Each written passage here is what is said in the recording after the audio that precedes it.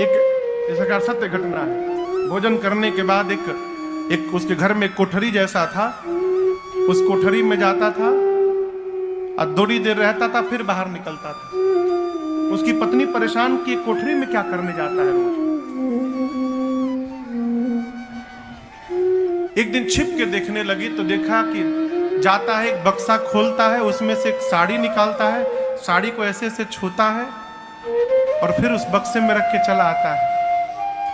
इसकी पत्नी को लगा ये कौन सी साड़ी है, तो उसकी एक दोस्त थी, उस दोस्त से सब बताया। उसके दोस्त ने कहा कि लगता है किसी पराई स्त्री की साड़ी उसने रखा है, तुमको धोखा दे रहा है, तुम तलाक दे दो, ये कर दो, वो कर दो, ये भी चढ़ गई है, तलाक दे दूंगी, ये कर दूंगी। उसने कहा दोस्त ने कि तुम केवल वो सबूत लेकर आओ साड़ी, बाकी मैं संभाल लूंगी। एक दिन उपाय लगाकर किसी तरह, जब पति घर में नहीं था तो कमरे में घुसी और जाकर बक्सा खोल के सबूत निकाला और एक पत्र मिला, उस पत्र को लिया। अब पत्र लेकर झरझर उसकी आंख से आंसू निकले, रो रही थी। वो साड़ी पत्र लेकर अपने दोस्त के पास गई तो उसने कहा सबूत लाई हो ना? हाँ। साड़ी दिया, कहा इस साड़ी के साथ एक पत्र है, इसको भी एक बार पढ़ लो। उस पत्र में उसने लिखा था, वो साड़ी उसकी मां की थी। उसमें लिखा था, मां एक शिकायत है तुमसे, तुमने आज तक हमसे ये नहीं बताया कि खाना खाने के बाद, हाथ धोने के बाद कपड़े से हाथ नहीं पोंछना चाहिए। मैं बचपन से तुम्हारी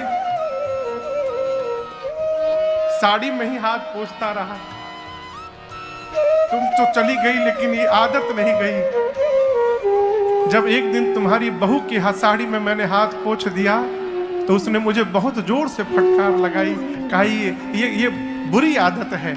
मैंने कहा बचपन से करता हूं, तो उसने कहा आदत सुधारनी भी चाहिए, लेकिन मैं क्या करूं मां, जब तक मैं तुम्हारी साड़ी में हाथ नहीं पोंछता हूं मुझे लगता है कि मैंने भोजन ही आज नहीं किया है। इसलिए मैं तुम्हारी बहू से छिप कर रोज तुम्हारी साड़ी में अपने हाथ को पोंछता हूं। उसकी मित्र ने जब ये पत्र पढ़ा तो वो भी झरझर रोने लगी। ये प्रसंग मैं पढ़ा तो हिल गया।